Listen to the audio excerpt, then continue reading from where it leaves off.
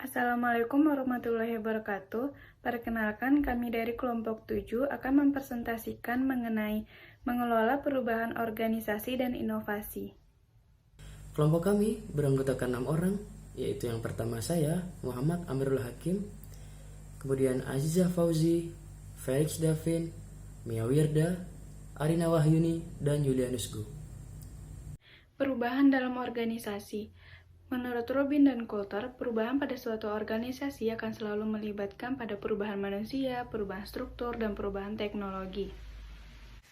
Karakteristik perubahan yang pertama adalah tidak konstan, tetapi terdapat variasi derajat dan arah perubahan yang akan dituju. Yang kedua ada menghasilkan ketidakpastian, tetapi tidak sepenuhnya tidak terduga. Yang ketiga adalah perubahan akan menciptakan adanya ancaman sekaligus peluang.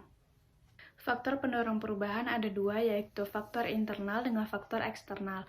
Faktor internal berupa perubahan strategi organisasi, perubahan ketenaga kerjaan, adanya perlengkapan dan peralatan yang baru, dan sikap perilaku karyawan. Yang kedua ada faktor eksternal, yaitu pangsa pasar, peraturan dan regulasi pemerintah, perkembangan teknologi, dan perubahan ekonomi.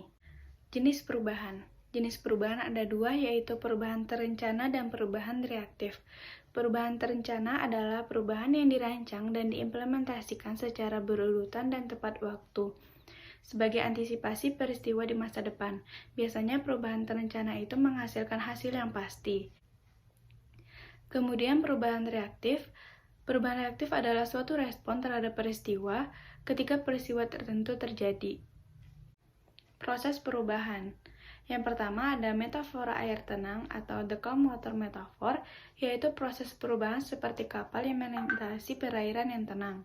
Pada proses perubahan ini terdapat tahap utama. Yang pertama ada tahap unfreezing the status quo, contohnya memberikan komitmen perusahaan terhadap perubahan, mengurangi resistensi terhadap perubahan, ataupun menggabungkan keduanya.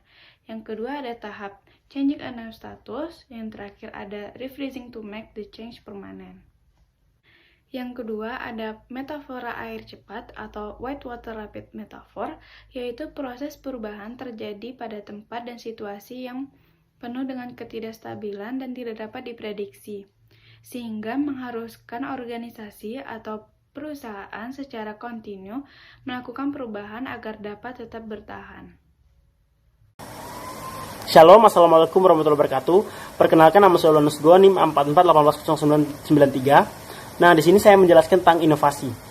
Menurut para ahli, Everett M. Rogers, yaitu inovasi merupakan suatu ide, gagasan, praktek atau objek, benda yang didasari dan diterima sebagai suatu hal yang baru oleh seseorang atau kelompok untuk diadopsi.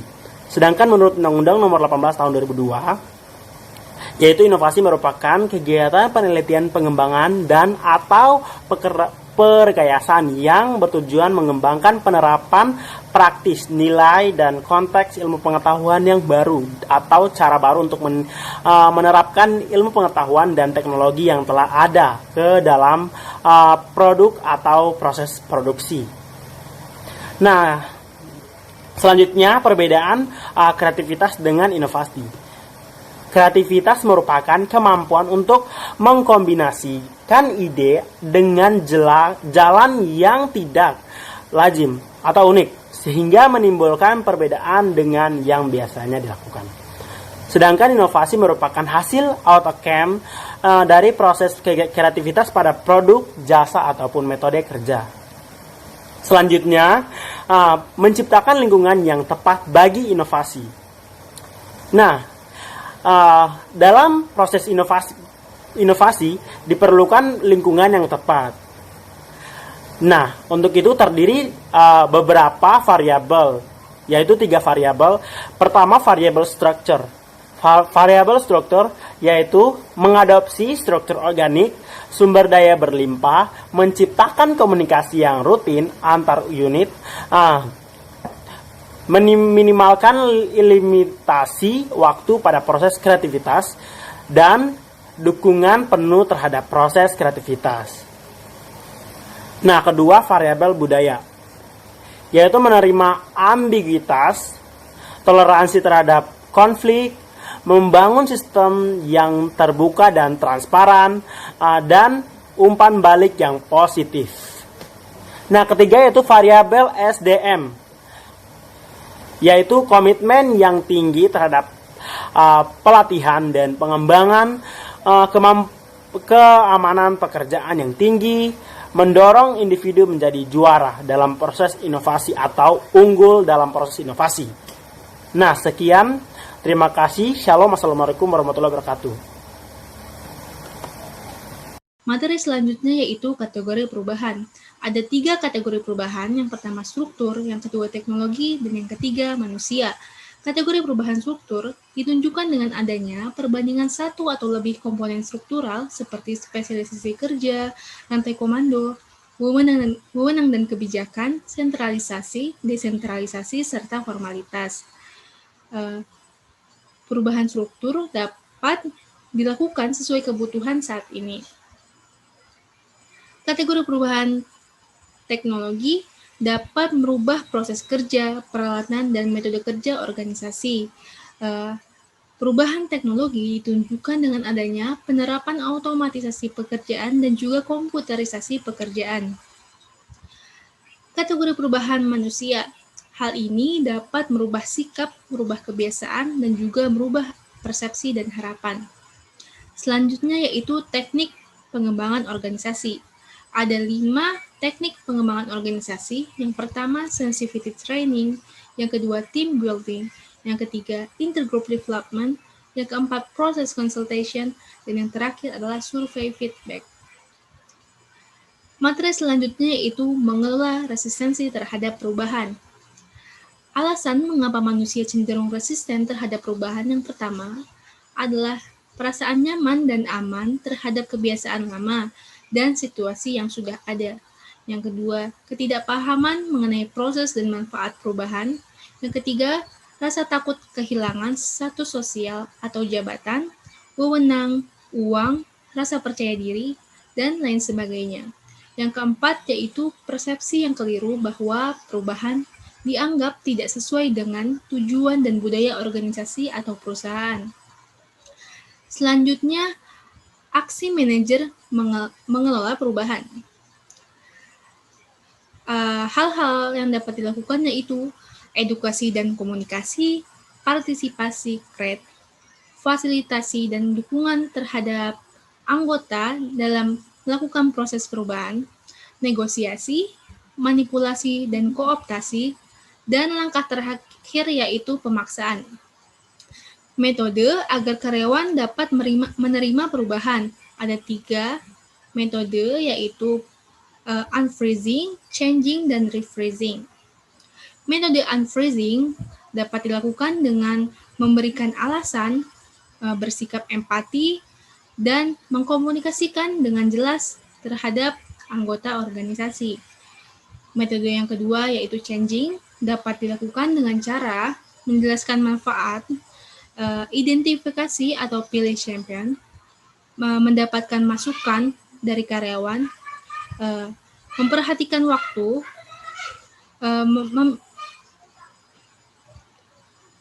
memelihara keamanan pekerjaan, menyediakan pelatihan, dan dilanjutkan dengan langkah yang terkendali untuk menunjang proses perubahan.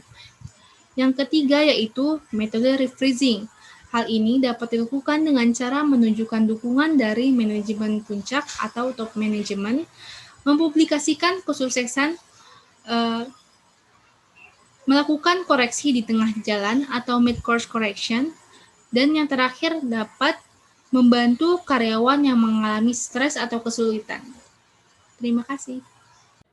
Assalamualaikum warahmatullahi wabarakatuh. Pada kesempatan kali ini saya akan coba membahas mengenai perubahan dan inovasi organisasi studi kasus pada lembaga A. Perubahan yang terjadi pada lembaga A dikarenakan organisasi atau lembaga A tersebut haruslah memiliki kemampuan beradaptasi dengan perubahan lingkungan yang setiap saat berkembang dan berubah dari karakteristik yang berbeda dari biasanya. Jenis perubahan yang terjadi yaitu perubahan terencana, di mana organisasi atau lembaga tersebut melakukan berbagai strategi atau inovasi yang dipersiapkan untuk berfokus mengembangkan diri dan elemen di dalamnya. Proses perubahan yang terjadi adalah metafora air cepat, yang mana tidak dapat dipungkiri perubahan lingkungan dengan adanya ketidakpastian dan dinamis, sehingga mengharuskan organisasi atau lembaga tersebut kontinu siaga akan perubahan lingkungan agar dapat tetap bertahan. Dan pada studi kasus lembaga A tersebut, kategori perubahan yang dibahas adalah lebih pada teknologi. Nah, beberapa inovasi yang terdapat pada lembaga A untuk meningkatkan performa organisasinya, yaitu dengan inovasi teknologi, implementasi elektronik logbook, bidang kajian berbasis internet di lembaga A. Tidak hanya itu, inovasi penciptaan nilai diciptakan untuk mendongkrak kinerja melalui skor value organisasi, menumbuhkan budaya pembelajaran melalui forum kelompok budaya kerja, penerapan manajemen arsip untuk menciptakan tertib administrasi, dan penerapan presensi elektronik untuk mengukur kehadiran pegawai. Baik, itu saja. Terima kasih. Kali ini saya akan membahas tentang studi kasus perubahan organisasi. Faktor penyebab perubahan organisasi pada PTX ada dua faktor, yaitu faktor internal dan faktor eksternal. Faktor internal meliputi perubahan kebijakan lingkungan, perubahan tujuan, perluasan wilayah organisasi, sedangkan faktor eksternal meliputi politik, hukum, kebudayaan, teknologi, sumber daya alam, dan demografi. Nah, perubahan yang terjadi pada PTX adalah perubahan struktural, penyesuaian tugas dan fungsi pada beberapa unit strategis, perubahan landscape bisnis, dan perubahan budaya dan identitas brand. Nah, inovasi yang dilakukan oleh PTX yaitu perubahan pada logo untuk menciptakan citra baru dan penyegaran bagi brand tersebut. Lalu ada penggantian beberapa direksi, dan terakhir ada penggantian tugas dan wewenang beberapa direksi. Perubahan yang terjadi pada instansi C dilakukan dengan mengadakan inovasi-inovasi yang dapat meningkatkan kinerja karyawannya. Inovasi yang dilakukan adalah inovasi organisasi yang terdiri dari inovasi teknologi, inovasi administrasi, dan inovasi strategi. Inovasi teknologi memiliki pengaruh paling penting dalam meningkatkan kinerja karyawan pada instansi C. Dilanjut dengan inovasi administrasi, lalu inovasi strategi. Inovasi dalam tubuh organisasi adalah instrumen penting untuk mencapai kinerja organisasi yang berkelanjutan. Sekian dari kelompok 7. Terima kasih atas perhatiannya. Wassalamualaikum warahmatullahi wabarakatuh.